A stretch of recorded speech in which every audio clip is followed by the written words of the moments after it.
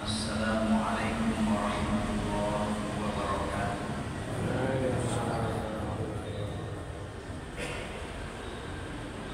Alhamdulillahirabbil alamin, wassalatu wassalamu ala afdhalil anbiya'i wal mursalin nabiyyina Muhammadin wa ala alihi wa ashabihi ajma'in. Subhanaka la ilma lana illa ma 'allamtana innaka antal alimul hakim. Rabbi shrah li sadri wa yassir li amri wahlul 'uqdatam min lisani yafqahu qawli. Yang terhormat Ketua Pimpinan Daerah Muhammadiyah Kota Blitar dengan semua jajarannya, Ketua Pimpinan Daerah Aisyah Kota Blitar dengan semua jajarannya, Tamir Masjid Al-Taqwa, penghargaan yang setinggi-tingginya kami sampaikan kepada pembawa acara pada pagi hari ini, Ustaz Dera Widodo, serta hadirin wal hadirat semuanya yang dirahmati Allah Subhanahu wa taala. Alhamdulillah, kita panjatkan rasa tasyukur kita kehadirat Allah atas segala nikmat yang telah dilimpahkan kepada kita semua. Allah Subhanahu wa taala masih berkenan memberikan kesadaran, memberikan kekuatan untuk untuk istiqomah di dalam ketaatan kepadanya. Mudah-mudahan semua amal ibadah kita, wabil khusus kehadiran kita di dalam majelis taklim ini, diterima di sisi Allah Subhanahu wa taala.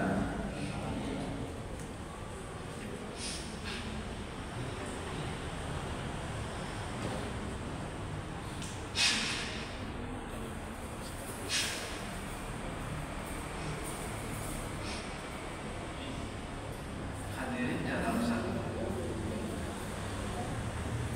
pengajian beberapa tahun yang lalu, kami membuka pengajian itu dengan satu muqaddimah yang populer disampaikan atau digunakan oleh para penceramah agama.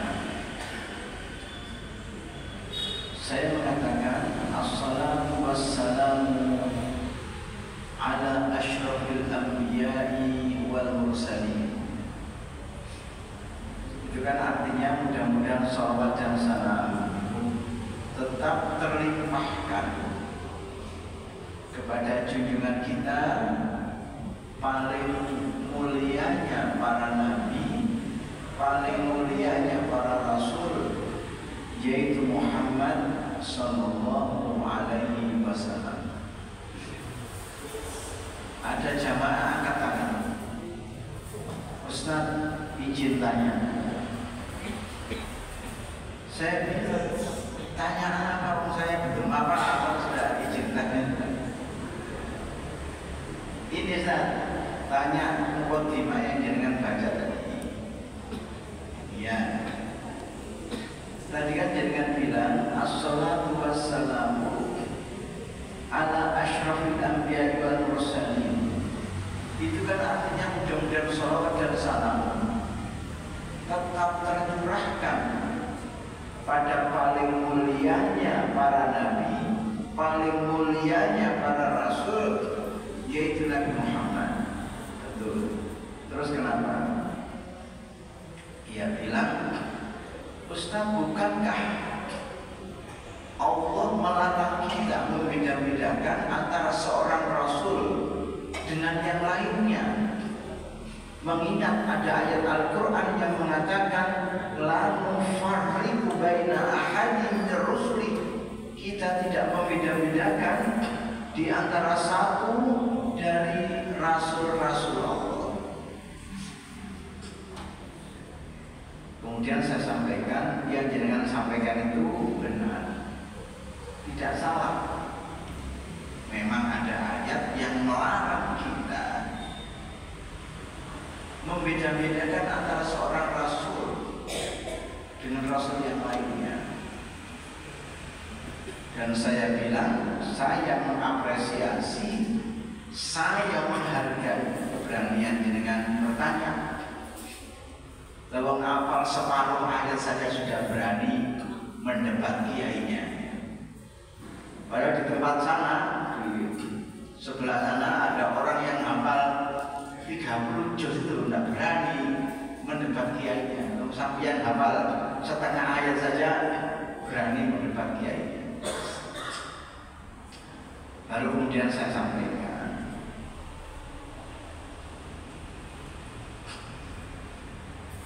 ayat itu berkenaan atau berkaitan dengan keimanan.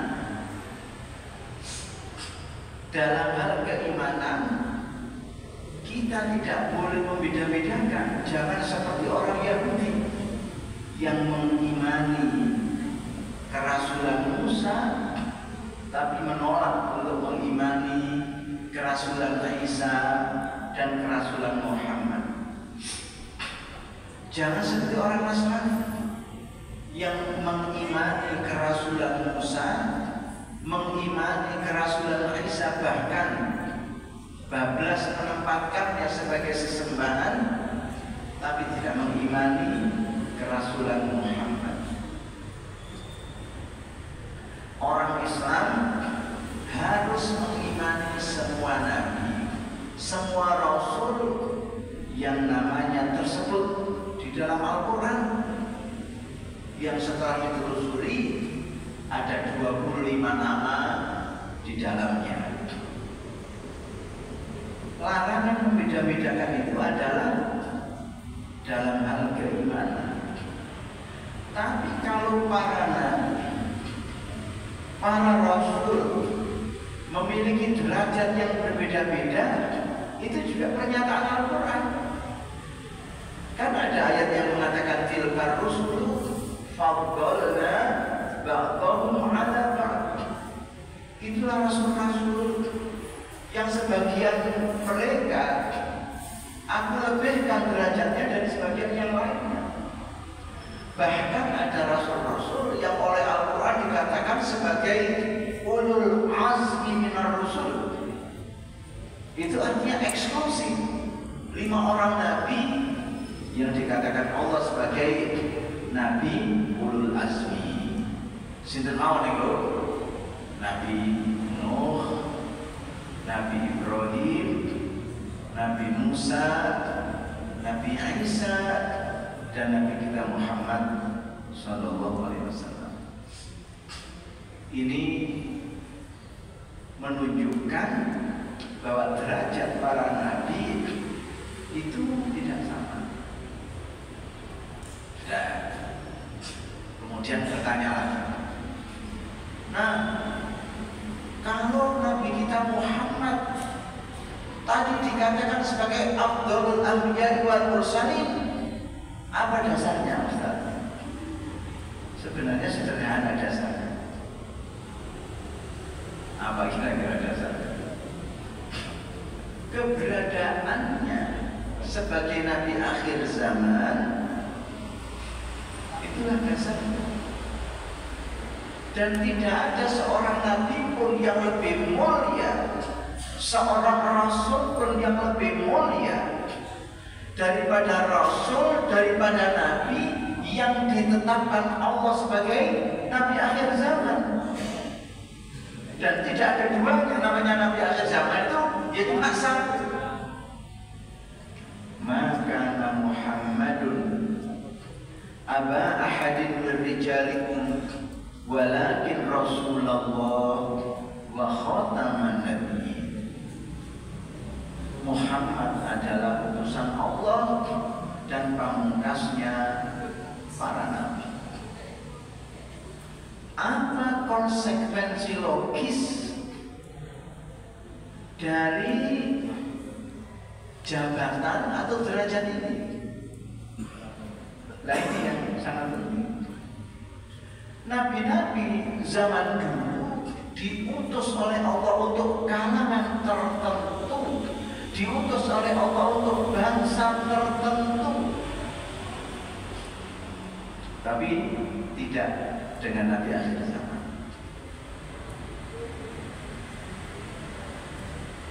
Nabi Saleh misalnya diutus oleh Allah hanya kepada kaum Tsamud. Nabi Hud diutus oleh Allah hanya kepada kaum Ad. Nabi Syuaib diutus oleh Allah hanya kepada penduduk negeri Madian. Nabi Nuh diutus oleh Allah hanya kepada penduduk negeri Sodom dan Gomora. Nabi Musa hanya kepada Bani Israel. Nabi Isa hanya kepada Bani Israel. Lain halnya dengan Nabi Muhammad sallallahu alaihi wasallam. Allah mengatakan, "Wa ma arsalnaka illa kafatan lin-nasi basyiran wa nadhira." Tidaklah aku utus engkau Muhammad kecuali untuk semua manusia. Tugasmu menyampaikan kabar gembira, juga menyampaikan kabar ancaman. Ayat lain mengatakan, "Wa ma arsalnaka illa rahmatan lil alamin." Keberadaanmu Muhammad anugerah rahmat bagi seluruh alam.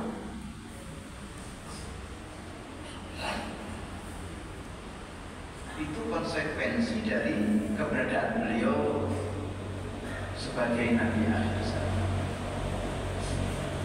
Itulah sebabnya khutbah yang disampaikan Nabi selalu menggunakan kata-kata ya ayuhan nas. Sering begitu. Misalnya khutbah terkenal yang disampaikan Nabi di Mina saat haji wada, beliau menyampaikan khutbah 2 kali. Khutbah di Mina dan khutbah di Arafah. Khutbah yang disampaikan di Mina adalah khutbah yang monumental karena bicara tentang persamaan hak manusia. Jauh ribuan tahun, lebih dari 1000 tahun sebelum orang Eropa mendeklarasikan human right, hak asasi manusia. Pada akhir abad 19,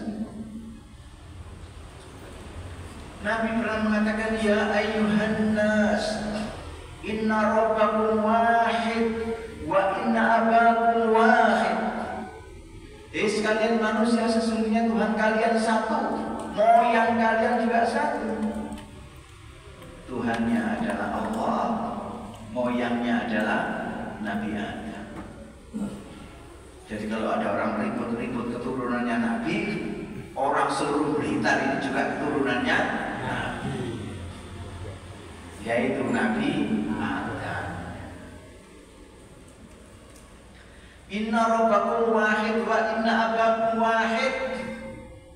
La fadla li arabiyyin ala ajamiyyin wala ajamiyyin ala arabiyyin wala abyad ala al-aswad walal aswad alal abyad illa bittaqwa. Tidak ada kelebihan Arab atas non-Arab atau kelebihan non-Arab atas Arab, kelebihan kulit putih atas kulit hitam, kelebihan kulit hitam atas kulit putih, kecuali dengan takwa. Itu khutbah monumental yang disampaikan. Tapi kalau kita baca Bible misalnya, yang merekam khutbahnya Yesus putra Maria, selalu yang dikatakannya adalah Hei Bani Israel, Hei Bani Israel. Tidak ada menyebut Hei sekalian manusia seperti yang disampaikan oleh Nabi. Misalnya khutbah Yesus yang terkenal disebut khutbah di atas bukit. Ya sampai sekarang masih ada di dalam Bible. Sima ya Israel, Adunai aluhinu adunai akhud. Itu kalau diterjemahkan ke dalam bahasa Arab, Isma'u ya Bani Israel, inna ilahana ilahan wahidah. Dengarkan ahli Bani Israel, sesungguhnya Tuhan kita adalah Tuhan yang Maha Esa. Itu sisa-sisa kebenaran yang masih ditemukan di dalam Bible. Bahwa Yesus pernah khutbah, hai Bani Israel, sesungguhnya Tuhan yang kita sembah adalah Tuhan yang Maha Esa. Yesus seorang rasul, Yesus hamba Tuhan, bukan Tuhan itu sendiri yang kemudian disembah orang. Dan kasus seperti itu banyak terjadi. Dalam sebuah analisis, Buddha Gautama itu adalah seorang nabi.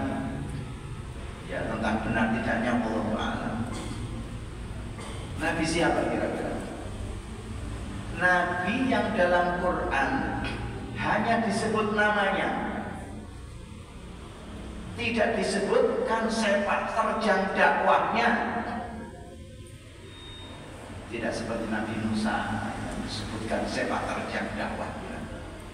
Tidak seperti Nabi Isa yang disebutkan sepak terjang dakwahnya, serta nabi-nabi yang lain. Ada beberapa orang nabi yang dalam Quran hanya disebut namanya dan dinyatakan sebagai nabi wa rasul, tapi tidak dijelaskan diutus ke umat apa, bagaimana dakwahnya, tidak ada.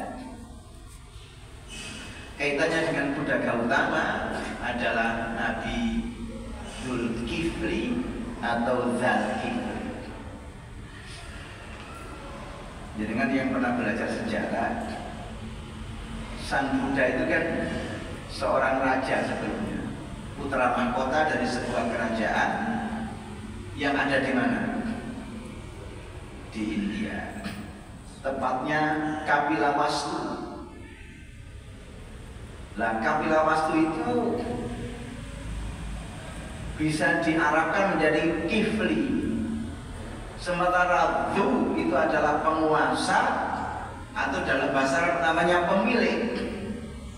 Nah, dalam sejarah penguasa Kapilawastu yang kemudian keluar istana dan memilih hidup sebagai asketik, mengabdi pada kehidupan masyarakat, tidak lagi hidup hedonistik di dalam tembok istana, ya Sang Buddha Gautama itu.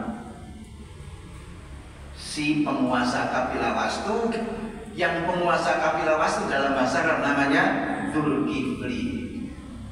Ini sebuah analisis dari seorang ulama.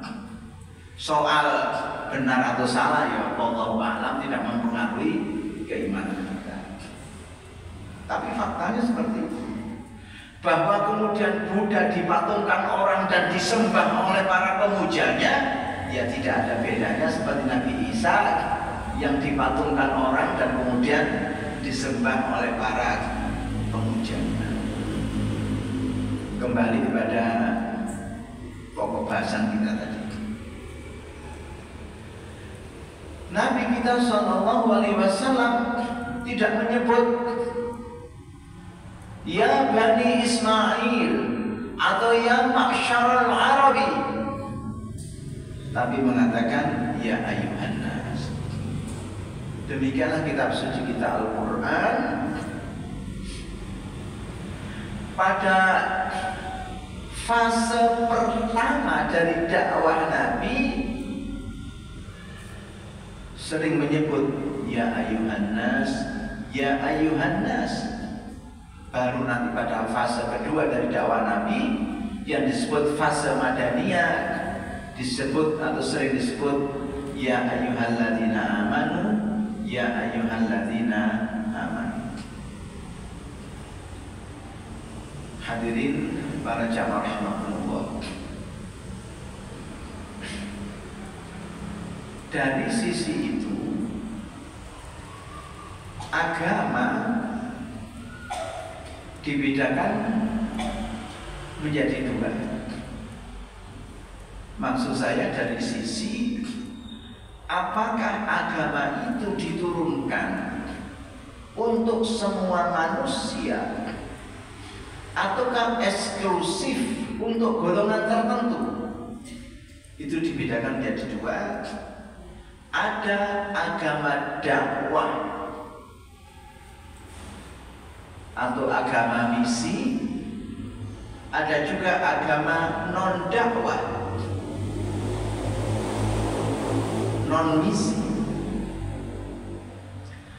Agama dakwah adalah agama yang menyebarluaskan ajaran agama itu kepada semua orang, adalah bagian dari ajarannya, bagian dari doktrinnya. Sementara agama non misi menyebarluaskan agama itu kepada pihak lain, bukan bagian dari ajarannya, bukan bagian dari doktrinnya. Agama-agama samawi, agama Yahudi, agama Nasrani, dan agama Islam juga dibedakan ke dalam dua hal itu. Dalam hal apakah ia harus didakwakan kepada semua orang atau tidak. Agama Yahudi sampai sekarang adalah agama non-misi. Oleh sebab itu pengikut agama Yahudi atau Judaisme itu tidak bisa banyak, karena yang boleh memeluk agama itu adalah mereka yang diyakini masih keturunannya Bani Israel. Ya otentik atau tidak itu soal lain. Sehingga sampai sekarang pemeluk agama Yahudi yang tidak bisa banyak, terbatas. Yahudi dalam arti agama atau Judaisme, bukan Yahudi dalam arti gerakan politik yang anti kemanusiaan atau Zionisme. Itu dua hal yang berbeda. Demikian pula agama Nasrani, asalnya adalah agama eksklusif yang diturunkan hanya untuk Bani Israel, tidak untuk yang lainnya. Bahwa kemudian ia disebarluaskan ke seluruh penjuru dunia, ini ada asal usulnya, ada soalnya. Hadirin, cara memahami antara agama Nasrani dengan agama kita itu tidak bisa apple to apple, tidak bisa berbanding lurus begitu ya. Kalau dalam Quran wahyu itu, kalau dalam Islam wahyu Allah itu muncul dalam bentuk Al-Quran. Tapi dalam agama Nasrani wahyu Allah itu mengejawantah dalam bentuk diri Yesus. Kalau dalam Islam firman Allah itu apa? Al-Quran. Tapi dalam agama Nasrani firman Allah itu apa? Diri Yesus itu firman Allah.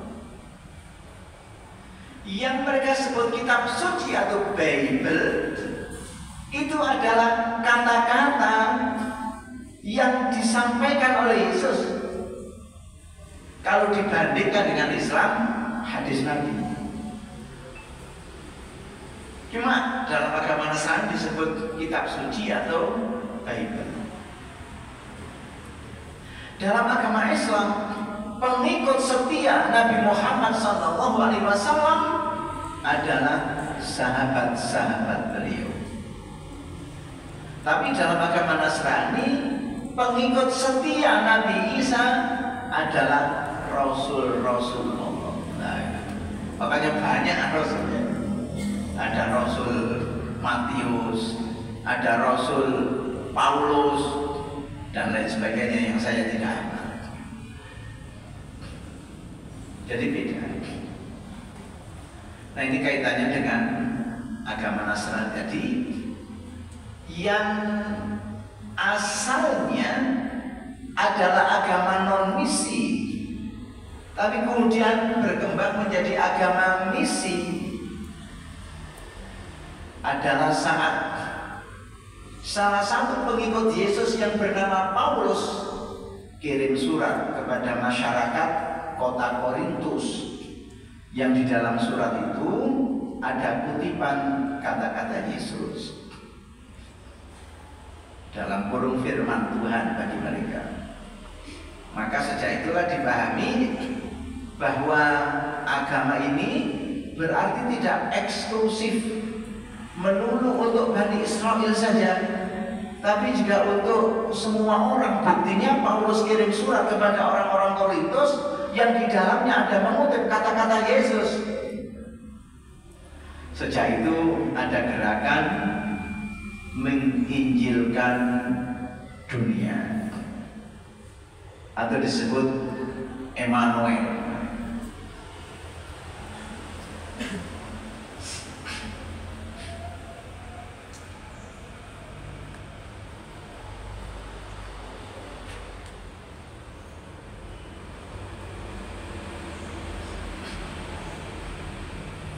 Baik, kita lanjutkan.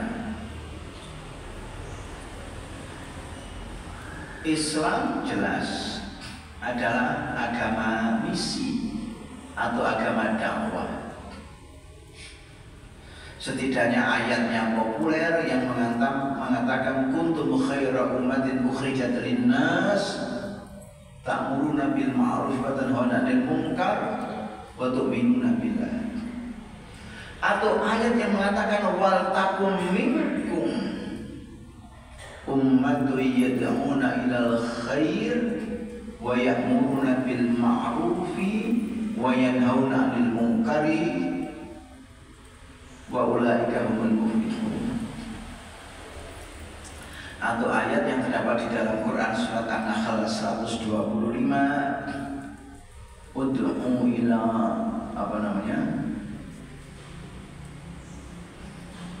ud'u ila rabbika bil hikmati wal mau'izatil hasanati wajadilhum billati ahsan inna rabbaka huwa a'lamu biman dhalla an sabilihi wa huwa a'lamu bil muhtadin. Ud'u ila sabili rabbika bil hikmati wal mau'izatil hasanati wajadilhum billati ahsan inna rabbaka huwa a'lamu biman dhalla an sabilihi wa huwa a'lamu bil muhtadin. Itu adalah ayat yang menegaskan agama ini adalah agama dakwah yang harus disampaikan kepada semua orang tanpa kecuali. Karena ini agama ini adalah agama dakwah, maka para pemeluknya adalah para dai yang memiliki tanggung jawab menyebarluaskan agama ini kepada semua orang. Ya, dalam dakwah, dalam fiqh dakwah itu kan ada umat dakwah, ada umat ijabah. Kalau umat dakwah itu ya mereka yang belum menerima Islam didakwahi supaya menerima Islam. Umat ijabah adalah umat yang sudah memeluk Islam, tapi untuk penguatan keimanan dilakukan dakwah. Ya, seperti dakwah kita sekarang ini, dakwah mimbariyah namanya, dalam rangka penguatan keimanan kita kepada Allah, peningkatan ketaatan kita menjalankan ajaran-ajaran agama Allah. Baik.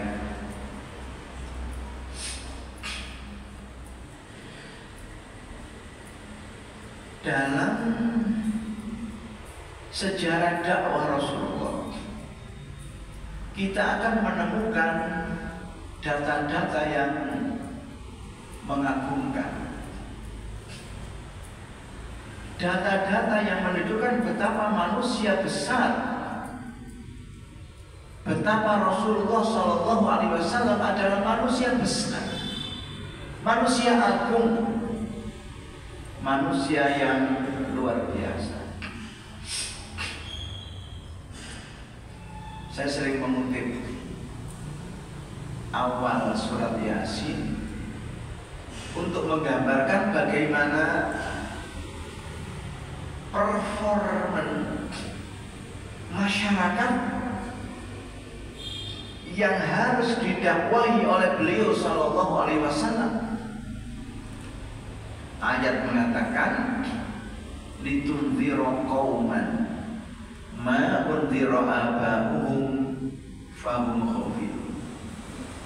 Muhammad, kamu ditugaskan memberi peringatan kepada suatu kaum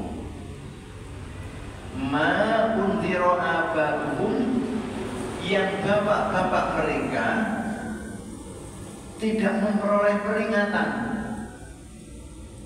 wahum ghafilun, sementara mereka sendiri adalah kaum yang lalai.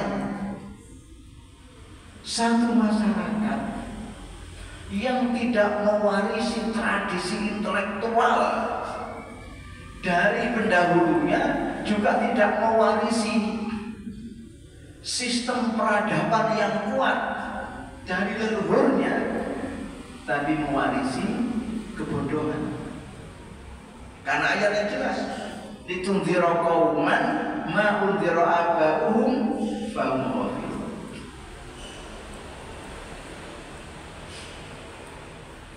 Tugasmu adalah memberi peringatan kepada suatu kaum yang bapak-bapak mereka tidak memperoleh peringatan, sementara mereka sendiri adalah kaum yang lalai dengan kondisi, dengan keadaannya. Ada seorang ulama terkenal dalam Islam, karena ulama ini adalah perintis, pionir dalam hal ilmu bahasa Arab. Bahasa Arab ya sejak lama sudah ada, sejak sebelum Nabi kita lahir ya bahasa Arab pastinya sudah ada. Tapi rumusan ilmu, bangunan ilmu tentang bahasa Arab itu ya ada belakangan. Seandainya ilmu bahasa Arab tidak dirumuskan oleh para ulama, yang ngerti bahasa Arab ya orang Arab saja. Orang Indonesia apalagi orang Jawa tidak bisa mengerti bahasa Arab. Sekiranya ilmunya tidak dirumuskan, dan kita bayangkan gimana jeniusnya dengan satu nalar induktif, baca Quran direnungkan, dibikin teorinya, baca hadis direnungkan, dibikin teorinya, baca puisi-puisi pra-Islam direnungkan, dibikin teorinya. Bayangkan, namanya Al-Khalil bin Ahmad bersama muridnya yang namanya Imam Syibawahi. Inilah Khalil bin Ahmad memiliki kata-kata yang terkenal, yang dikutip oleh macam-macam ulama, termasuk dikutip oleh Imam Al-Ghazali di dalam Ihya Ulumuddin. Al-Khalil bin Ahmad mengatakan, an-nasu arba'atun, manusia hubungannya dengan ilmu pengetahuan terbagi menjadi 4. Rajulun yadri wa yadri annahu yadri fadzalika al-alimu fattabi'uhu. Orang pintar yang menyadari bahwa ilmu banyak, tanggung jawab besar. Belajarlah sampean kepada orang seperti itu, insya Allah sukses, insya Allah selamat. Berikutnya rajulun yadri wa la yadri annahu yadri. Orang pintar ilmu banyak tapi tidak menyadari bahwa ilmu banyak tanggung jawab besar. Fadzalika an-nasi fadzakkiruhu. Itu orang lalai. Ingatkan, ajak masuk di dalam kancah perjuangan dakwah. Insya Allah jadi kader yang baik. Di Indonesia kader-kader inti di Muhammadiyah ini banyak yang dulu-dulunya itu ngajinya ya bukan di tempatnya tokoh-tokoh Muhammadiyah. Oh yarham Ustaz Abdul Rahim Nur, yang masyhur sebagai orang alim itu dulu ya lulusan Pondok Doso, Jombang itu Cak Nur itu, Nur Khalis Majid juga mondok di situ.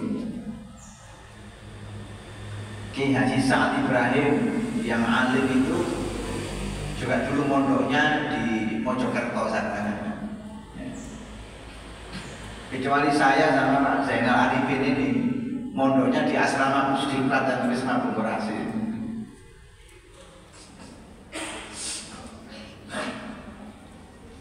Di asrama yang memang untuk kaderisasi calon pemimpin Muhammadiyah. Yang ketiga, rajulun la yadri wa yadri annahu la yadri fadzalika al-mustarsyidu fa'allimuhu. Orang bodoh yang sadar betul bahwa dirinya bodoh, kurang ilmu. Itulah orang yang gemar mencari bimbingan. Bimbinglah dia jadi kader, insya Allah. Yang keempat, rajulun la yadri wa la yadri annahu la yadri fadzalika al-khumqu farfudhuhu.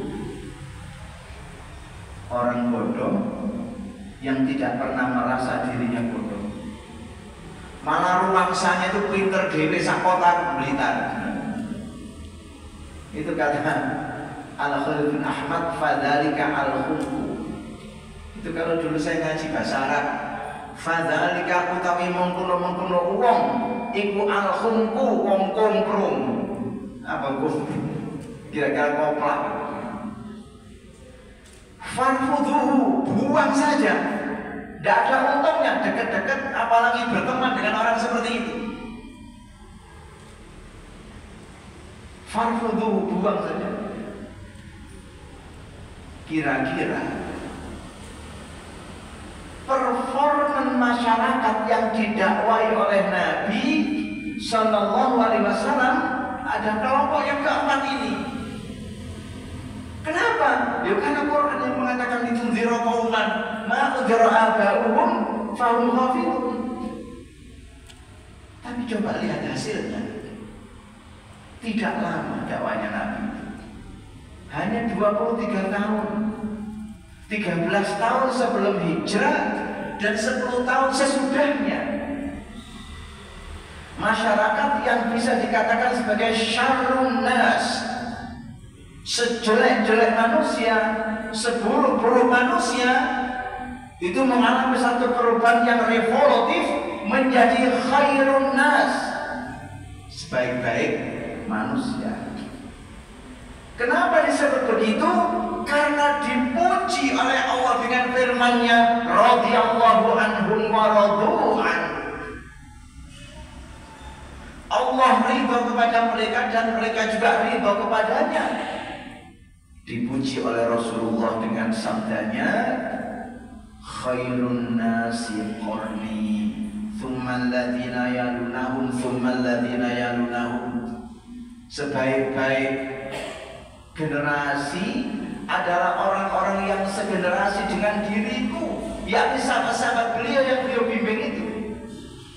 Thumma alladhina yalunahum, baru kemudian kelompok yang berikutnya, baru kemudian kelompok yang berikutnya. Sehingga muncul pertanyaan, apa sih rahasia dakwah Rasulullah SAW sehingga sukses dalam dakwahnya, merubah seburuk-buruk generasi menjadi sebaik-baik generasi? Ini pertanyaan yang sangat strategis dan sangat menarik. Karena apa? Karena ada sejarah. Kalau kita punya sekolahan tidak laku, kemudian dikatakan sebagai paling tidak majunya sekolahan, kita bisa belajar dari dakwah Rasul. Rubahlah sedemikian rupa sehingga menjadi paling majunya sekolahan. Kalau kita punya rumah sakit, kemudian pasiennya tidak banyak, misalnya, tidak perlu berkecil hati, apalagi putus asa. Teladanilah dakwah Rasulullah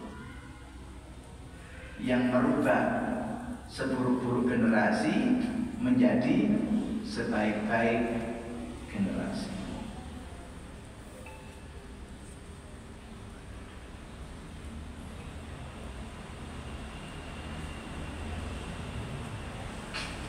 Mari kita simak kembali ayat yang terdapat di dalam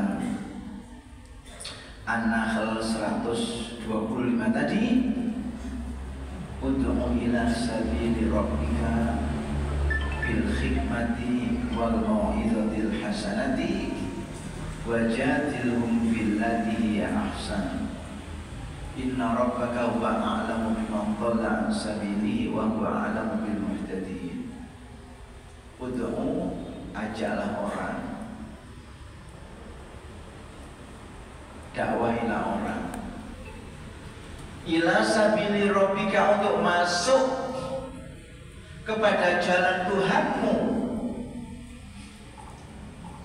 dengan cara, dengan metode yang smart, yang cerdas, yang lembut.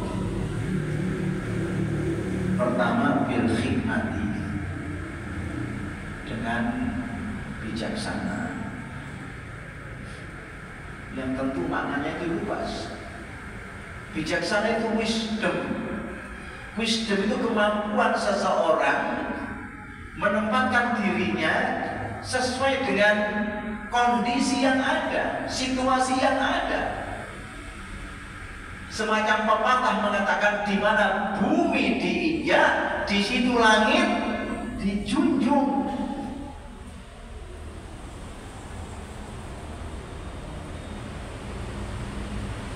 Makanya keseharian kita, tindak tanduk kita itu adalah dakwah. Bukan dakwah mimbariyah, tetapi dakwah yang aktual. Ya, kalau dakwah mimbariyah sih sifatnya transformasi pengetahuan. Tapi jadikanlah gerak-gerik kita, jadikanlah derap langkah kita itu adalah dakwah, sehingga patut, layak untuk diteladani. Bil hikmah itu begitu. Di satu tempat ada orang masuk Islam gara-gara melihat tetangganya. Nah, ya, tetangga saya itu setiap subuh keluar rumah sudah wangi, sudah bersih, pakai baju rapi, menuju masjid. Hanya kagum karena itu, tertarik dan akhirnya masuk ke dalam agama Islam. Meruput orang belum bangun, dia sudah mandi. Mereka luar biasa. Untuk menunjukkan bahwa Islam itu tidak identik dengan kompro, tidak identik dengan jorok. Buktinya tetangga saya itu belum subuh sudah keluar rumah rapi, wangi, berangkat ke masjid dan lain sebagainya, sehingga bisa lewat bekerja. Kalau kita merujuk pada dakwah orang-orang soleh dari Hadramaut yang kemudian mengajarkan agama Islam di Nusantara, itu yang menggunakan jalur perdagangan. Makanya secara tradisional kebiasaan-kebiasaan kita, maksudnya kebanyakan umat Islam yang ada di Indonesia, yang tidak jauh-jauh sampai sekarang dengan praktik beragama yang ada di Hadramaut sana itu. Salah satunya adalah pusaran kegiatan keagamaan itu tidak di masjid, tidak di lapangan, tapi di kuburan gitu. Sehingga kegiatan dari satu kuburan ke kuburan yang lainnya. Nah, karena mereka itu adalah para sarjana, kemudian disebut sebagai sarjana kuburan. Baik, kita lanjutkan. Jadi Yang pertama diamanatkan oleh Al-Quran, cara dakwah itu adalah bil hikmah. Yang kedua, wal mau'izatil hasanah, dengan nasihat-nasihat yang indah. Yassiru wala tu'assiru, basyiru wala tunadziru. Mudahkanlah urusan orang, jangan dibikin sulit. Jangan meniru filosofi para pejabat di negeri kita ini. Kalau memang bisa dipersulit, kenapa dipermudah? Itu kan diulet-ulet.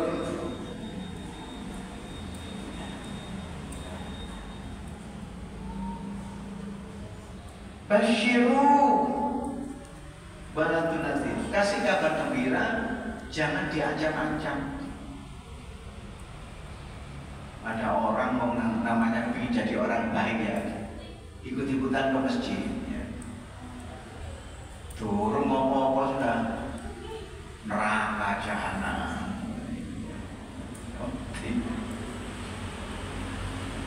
Lah ya, saya ini ke masjid hanya salah sedikit saja katanya diancam dengan neraka jahanam. Ya bodoh-bodoh neraka ini karena masjid ya.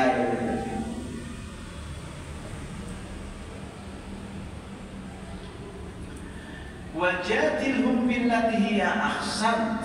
Kalau memang tukar pikiran, kalau memang berdebat, maka gunakanlah cara-cara yang terhormat, gunakanlah cara-cara yang elegan, yang di dalamnya tidak ada caci maki, yang tidak di dalamnya tidak ada laknat dan lain sebagainya. Karena dakwah itu kembalikan kepada kamus, artinya mengajak, bukan mengejek.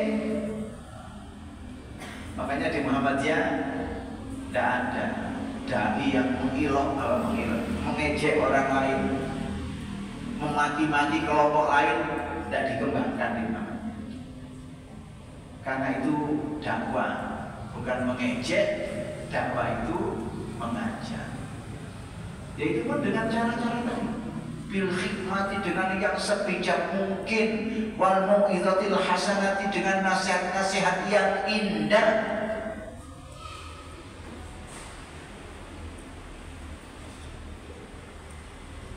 Sehingga tidak usah ikut-ikut yang lainnya. Sekarang di luar sana itu ada saling caci maki antara yang pro habaib dengan yang kontra habaib. Saya baca di medsos ya tidak usah ikut-ikut. Muhammadiyah tidak ada urusan dengan yang model-model seperti itu. Ada yang pro trans setuju, ada yang kontra trans setuju. Tidak usah ikut-ikut, karena kita tidak ada urusan dengan itu. Muhammadiyah memiliki ukuran tersendiri di dalam iman dan akhlaknya. Bahwa guru harus dihormati, iya, tapi tetap dikembalikan kepada bagaimana teladan-teladan itu kita ambil dari Rasulullah Sallallahu Alaihi Wasallam. Baik hadirin para jamaah. Nah, beliau Sallallahu Alaihi Wasallam dinyatakan oleh Al-Quran sebagai pemimpin yang patut, yang pantas untuk ditiru, untuk diteladani. Ayat yang mengatakan laqad kana fi Rasulillahi uswatun hasanah liman kana yarjullaha wal yawmal akhir wa dzakarallaha katsiran. Sungguh benar ada, patut, layak, pantas dalam diri Rasulullah Sallallahu Alaihi Wasallam sesuatu yang diteladani. Dan teladan itu namanya uswatun hasanah. Bisa dikatakan bahwa keberhasilan dakwah Rasulullah SAW karena beliau dalam kehidupannya mampu menselaraskan, mampu menyesuaikan antara mau'izatul hasanah dengan uswatun hasanah. Nasihat-nasihat yang disampaikan kepada umat bersesuaian dengan sesuatu yang dipertontonkan di hadapan umatnya.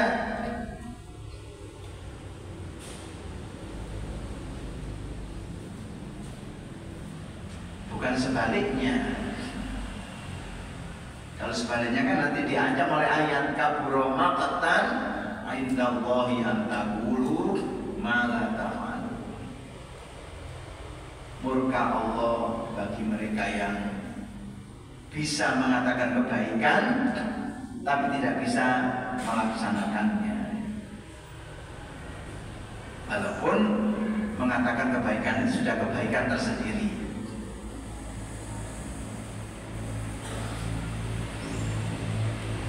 Nah, ini yang kemudian menjadikan beliau itu dicintai sedemikian dalamnya oleh umat, oleh sahabat-sahabat beliau.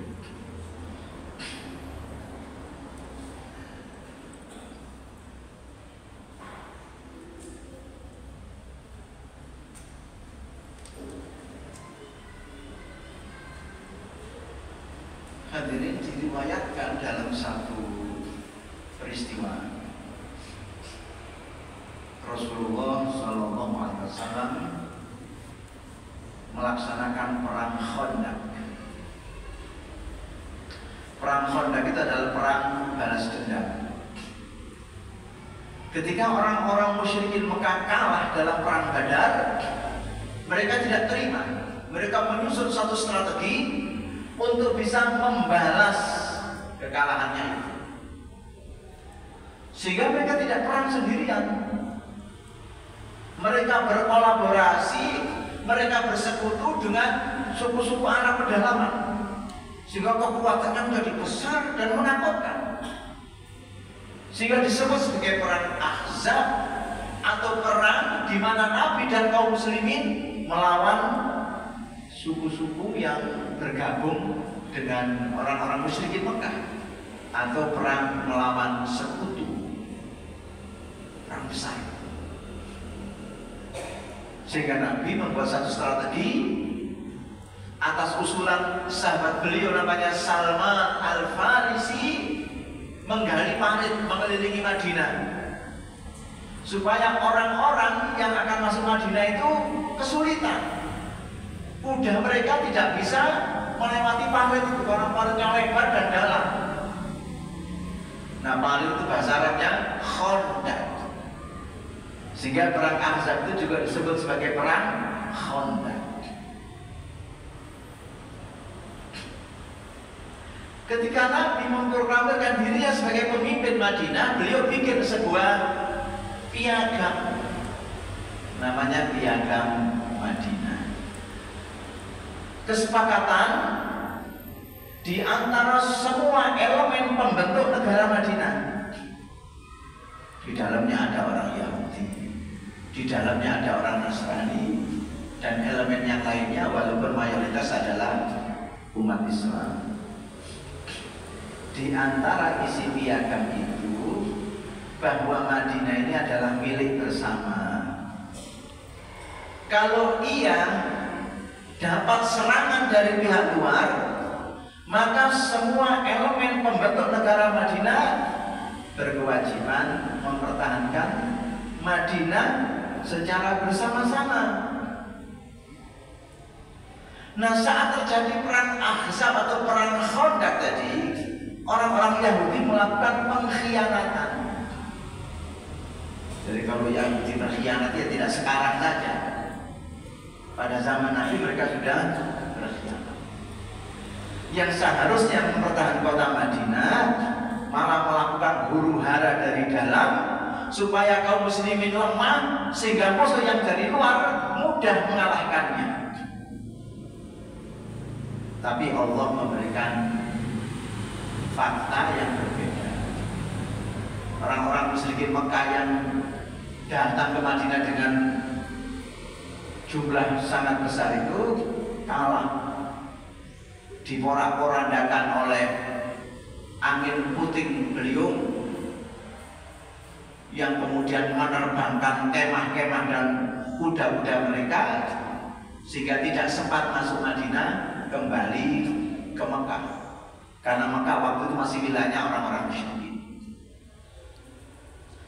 Selesai perang Khandaq, Nabi langsung bilang pada sahabatnya, jangan sarungkan pedang, langsung menuju ke perkampungan Bani Quraidah. Karena waktu itu yang berkhianat adalah Bani Quraidah dan Bani Naufil. Dan Nabi mampu mengalahkan mereka serta menghukum mereka.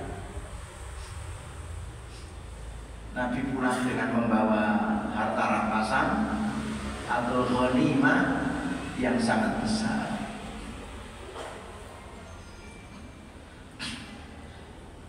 Nah, kemudian di antara istri-istri Nabi itu ada kasak kusuk. Kita dengar Nabi pulang bawa ghanimah atau kekayaan yang sangat besar.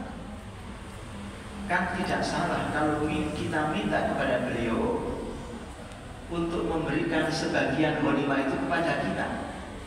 Kita kan juga manusia seperti manusia-manusia yang lainnya yang ingin tampil ya seperti yang lainnya. Gampangnya ingin mendapatkan tambahan duit belanja. Akhirnya aspirasi mereka itu disampaikan kepada Nabi. Ya Rasulullah, kami dengar jenengan pulang membawa ghanimah dalam jumlah besar. Kan tidak salah kalau kami ini minta supaya belanja kita dinaikkan, duitnya kan ada.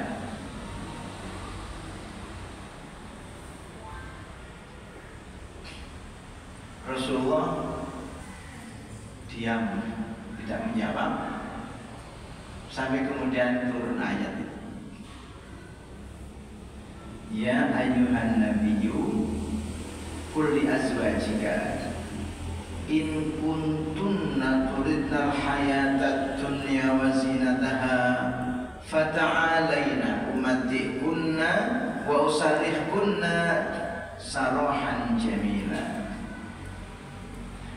Hai Nabi, bilang kepada istri-istrimu, apabila kalian ingin mengutamakan kehidupan dunia dan kemewahannya, maka kemarilah, aku penuhi. Aku berikan kemewahan dunia. Tapi setelah itu kalian aku ceraikan dengan baik-baik. Jadi Nabi memberikan dua pilihan. Normal-normal saja seperti sebelumnya, tapi tetap menjadi ibundanya orang-orang beriman karena menjadi istri Nabi. Atau tuntutan kalian itu saya penuhi, minta apapun saya beri, tapi setelah itu saya ceraikan baik-baik. Ternyata istri-istri Nabi itu tidak memilih yang kedua, memilih yang pertama. Ya normal-normal saja, tapi tetap sebagai ummahatul mukminin atau ibundanya orang-orang beriman. Hadirin, Nabi punya kuasa besar untuk melakukan apa saja. Karena waktu itu tidak ada DPR, tidak ada macam-macam. Nabi punya kuasa besar sebagai seorang pemimpin. Sekiranya Nabi kemudian mengambil sebagian ghanimah itu untuk keluarganya, ya tentu tidak akan ada yang protes. Tentu tidak ada yang protes. Tapi Nabi tidak mau. Nabi memberikan opsi kepada istrinya dengan dua opsi. Saya pagi tadi baca berita online bahwa presiden kita Bapak Prabowo itu cerita belum lama ini beliau di suap orang yang jumlahnya itu kalau dirupiahkan kira-kira 16 triliun karena 1 miliar US dollar.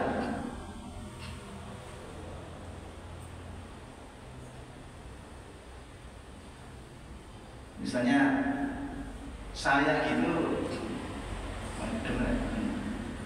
wong duit 1 miliar gak tau nyekel. Saya pernah nonton di TV ada orang mengembalikan duit hasil korupsi itu 100 miliar. Itu disimpan di dalam 5 karung. Berarti per karung itu isinya 20 miliar. Kalau 100 miliar itu 5 karung, 1 triliun berarti 50 karung. Kalau 16 triliun berarti 50 kali 16. Tidak cukup rumah jenengan untuk nyimpan duit. Percayalah, rumah jenengan tidak cukup untuk nyimpan duit. Tapi Presiden Prabowo menolak. Kenapa sampai ada yang menyuap sebanyak itu?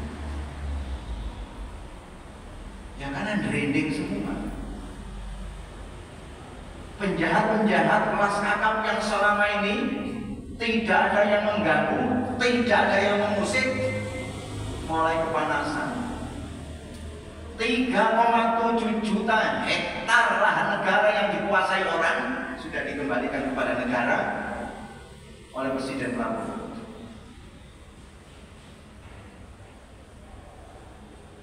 Korupsi-korupsi yang menggurita di lingkungan pertambangan dan perminyakan mulai dibabat habis oleh Prabowo. Otaknya lari ke luar negeri.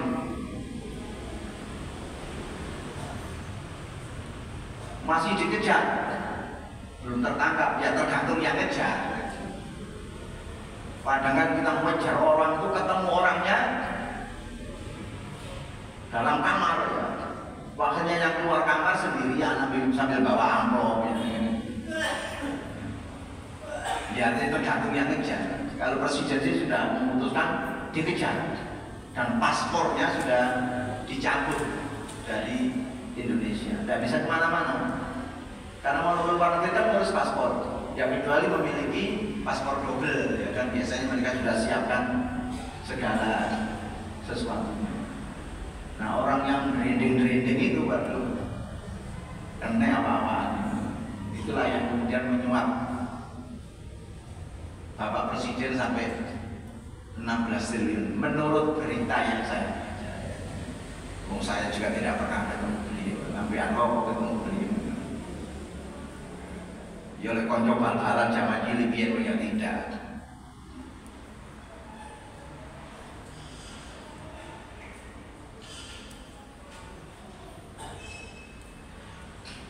Itu salah satu contoh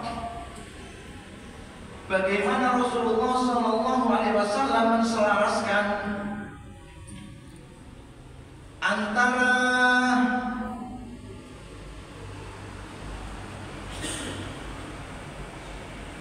mau'izatul hasanah dengan uswatun hasanah. Pernah lagi ada satu peristiwa sebagaimana diriwayatkan di dalam banyak kitab hadis.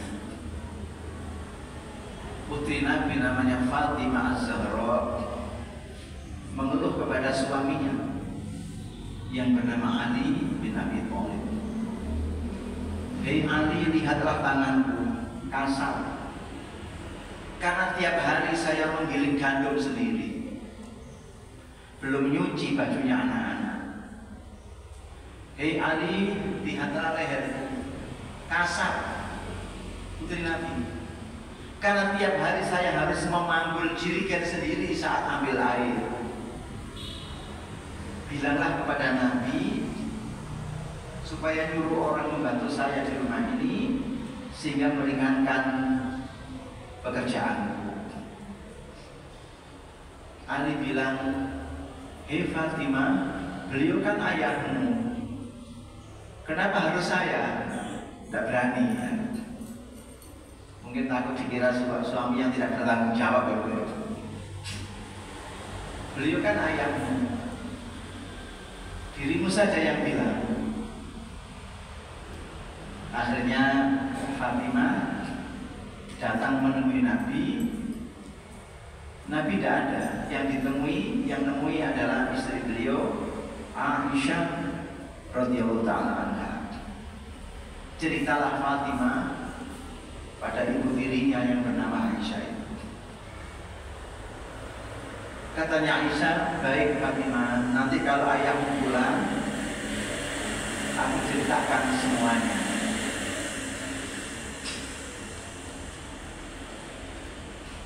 Datanglah ke sini besok pagi.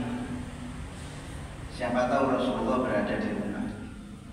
Akhirnya besok pagi Fatimah datang lagi,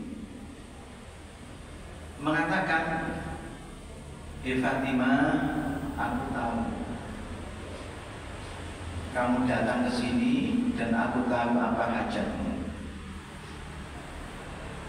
Maukah kamu aku kasih sesuatu yang nilainya jauh lebih tinggi daripada sekedar yang kau minta kemarin?"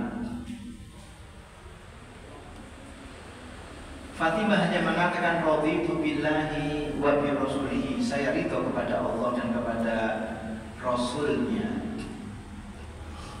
Nabi mengatakan, "Hei Fatimah,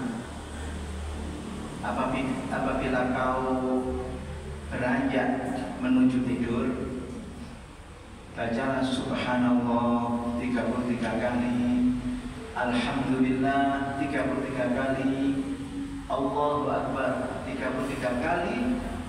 Itu lebih baik daripada yang kamu minta kemarin. Aku tidak bisa mengirim orang untuk menjadi pembantu di rumahmu karena umat Islam masih banyak yang miskin. Apa kata mereka kalau saya kemudian memanjakan diri?"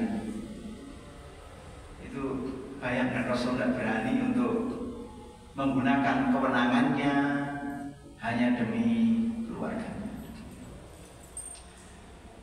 Hadirin, di situ ada satu prinsip bahwa seorang pemimpin ya sebenarnya dalam konsep Islam itu harus memiliki standar akhlak yang jauh di atas masyarakat yang dipimpinnya, dan itu natural. Kita tahu Amerika itu adalah negara yang sangat liberal. Nur sewu ya, nur sewu. Kalau ada perempuan jalan-jalan di jalanan umum hanya menggunakan CD dan BH, nur sewu, itu boleh. Tidak boleh ada yang mengganggu. Kalau sampai ada yang mencolek, itu perempuan tidak terima, ditangkap polisi. Kenapa? Karena sudah mengganggu kebebasan orang lain. Kalau sampai ada yang menyoraki, ada yang sulit-sulit, yang disoraki tidak terima, lapor polisi, ditangkap. Karena ia sudah mengganggu kebebasan orang lain. Amerika. Tapi ada satu saat ada kasus di mana seorang presiden Amerika dikabarkan selingkuh dengan sekretaris pribadinya, yaitu Presiden Clinton. Iya kan ya?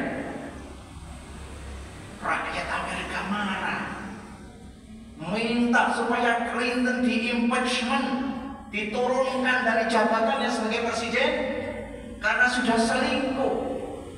Lu kan Amerika liberal. Jangankan selingkuh dengan satu perempuan, selingkuh dengan 1000 perempuan tidak ada masalah di Amerika itu. Iya, dia kan presiden. Moralitasnya harus memiliki standar yang jauh lebih tinggi dari moralitas rakyatnya. Itu natural. Makanya kalau dalam Quran seorang pemimpin itu harus bastotan fil ilmi wal jismi, merujuk kepada dipilihnya Talut sebagai pemimpin Bani Israel sebagaimana disebutkan dalam Al-Quran. presiden itu harus hebat fisiknya, karena waktu itu namanya presiden, dalam arti pemimpin paling depan dalam perang.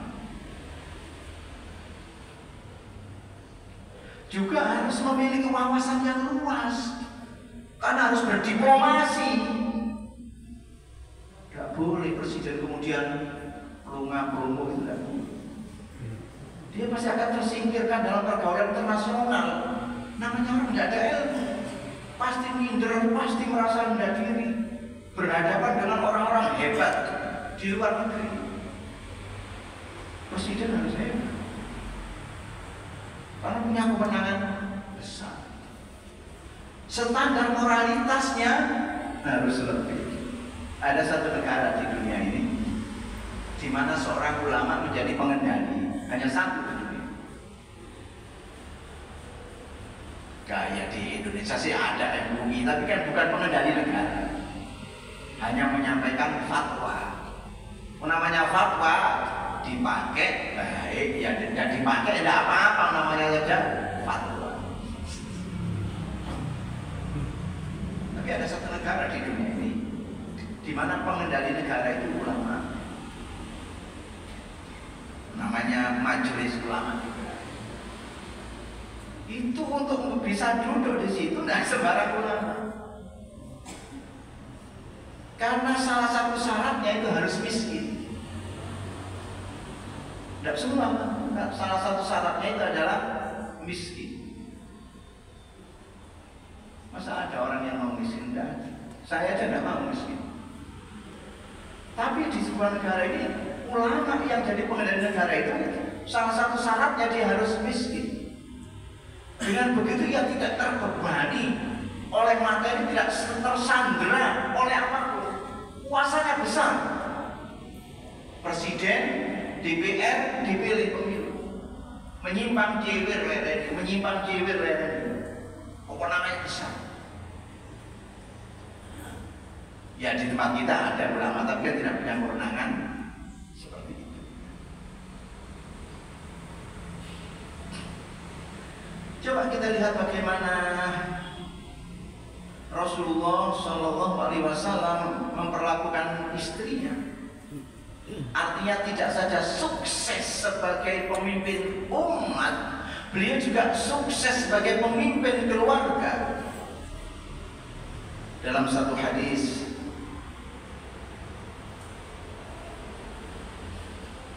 dikatakan, an Aisyah ummul mukminin qalat, dakhala alayya an-nabiy sallallahu alaihi wasallam zata yaumin faqala hal indakum syai'un faqulna la, qala fa inni idzan shaimun, thumma atana yawman akhar faqulna ya Rasulullah uhdiya lana haysun, faqala arinihi, falaqad asbahtu shaiman fa'akal. Aisyah cerita, satu saat Rasulullah masuk ke dalam rumahku dan bertanya, "Hei Aisyah, adakah makanan untuk sarapan?" Aisyah mengatakan, "Ngapunten ya Rasulullah, tidak ada." Apa jawab Nabi? Nabi bilang begini, "Baik, kalau gitu saya hari ini puasa." Mungkin kalau saya dengan bapak-bapak yang lainnya meremang, yang ini kalau pangan nomor terong kuai masuk bebas atau anton. Dengan jawaban itu tidak ada satu pihak pun yang disakiti. Rasul mengatakan, "Fa inni idan shaimun." Kalau gitu saya hari puasa. Makanya berdasarkan hadis ini para fuqaha mengatakan niat puasa sunnah boleh setelah subuh. Jadi kan habis sholat subuh jalan-jalan, kemudian pulang babat-babat, moro-moro jam 09.00 berengkel kono popo, wis poso pisan wis yang ini, tidak apa-apa. Tapi jangan kemudian sahur dikira jam 09.00, enggak ya, maksudnya tidak pakai sahur. Jadi kita yang puasa fardu tidak boleh, niatnya harus sudah dipasang sebelum. Pada kesempatan yang lainnya, Aisyah cerita kepada Rasulullah, ya Rasulullah, kita baru dapat hadiah makanan namanya khis, itu makanan favorit Rasulullah. Dengan mata berbinar-binar, Aisyah itu cerita kepada Nabi karena ingin Nabi makan di rumahnya. Kemudian Nabi pun makan, walaupun dia mengatakan sebenarnya pagi ini saya puasa, cuma karena tidak ingin menyakiti hati istrinya, Nabi tetap makan makanan itu. Dan terlalu banyak contoh kemuliaan Nabi yang di situ kita bisa membuktikan bahwa Nabi menyesuaikan antara mau'izatul hasanah dengan uswatun hasanah. Yang mudah-mudahan yang kami sampaikan pada pagi hari ini bermanfaat. Mohon maaf apabila ada kekurangan, kesalahan ataupun kekhilafan. Nasrun minallahi wa rahmatun wa basyiril mu'minin. Wassalamualaikum warahmatullahi wabarakatuh. Waalaikumsalam warahmatullahi wabarakatuh. Demikian para jamaah sekalian, kajian tangan pagi telah jelas sedikit bisa disimpulkan bahwa agama Islam adalah agama dakwah. Alhamdulillah kita di Muhammadiyah juga maksudnya dakwah. Dakwah itu seperti telah dijelaskan bahwa kita harus bil hikmah dan maidatul hasanah yang dipadu dengan uswatun hasanah, yang artinya bahwa kita itu tidak hanya berbicara saja, tapi kita harus mencontohkan dengan tingkah laku kita dalam kehidupan sehari-hari.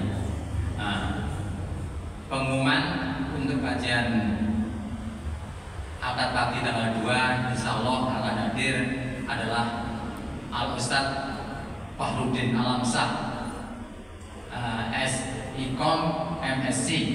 Beliau adalah Majelis Tarjih PWN Jawa Timur. Dan seperti biasanya setelah kajian akad pagi, monggo Bapak-bapak bisa sarapan yang disediakan oleh Takmir Masjid At-Taqwa Muhammadiyah Kota Blitar. Marilah kajian ini kita tutup dengan membaca doa kafaratul majelis. Subhanakallahumma wa bihamdika asyhadu an la ilaha illa anta astaghfiruka wa atubu ilaik. Mohon maaf atas segala kesalahan. Wassalamualaikum warahmatullahi wabarakatuh.